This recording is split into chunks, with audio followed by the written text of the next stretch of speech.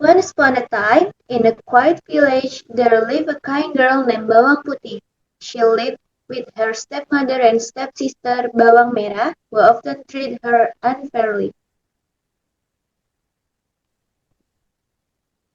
Bawang Putih, go fetch water from the river. Wash the clothes and clean the house. Hurry up! Yes, mother, I'll do it right away. Bawang Putih always obeyed, even though she was tired. Meanwhile, Bawang Merah spent her time being lazy. Huh, you do all the curious, Putih. I don't want to get my hands dirty. One day, while washing clothes in the river, Bawang Putih accidentally lost her stepmother's shawl. Oh no! Mother's shawl is gone! What shall I do? I must find it before she gets angry. She followed the river until she met an old woman. Why do you feel sad, my child? I lost my mother's shawl in the river, Grandma. Do you happen to see it? Yes, I found it. But first, will you stay and help me for a while? Of course, Grandma. I'll be happy to help. Babang Putih helped the old woman with kindness and patience.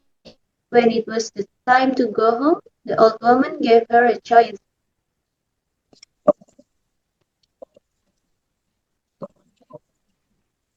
You have been kind, my dear. Please choose one of these books. This book, large or small.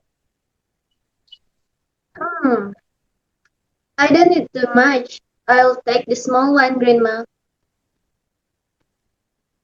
Wise choice, child. May you bring you happiness. At home, Babang Putih opened the box. To everyone's surprise, it was full of gold and jewels. What? Jewels? Go! Balmira, you must go and do the same. So, Bawang Merah went to the old woman's house, but unlike Bawang Putih, she was rude and lazy.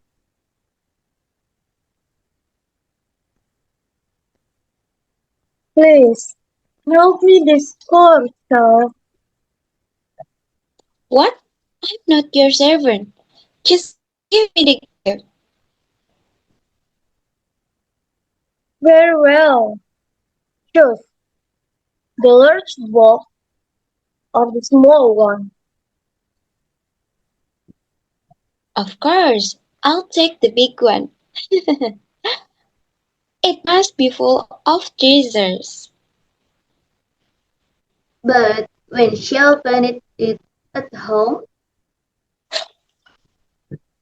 Ah! Snakes! Snakes! Help!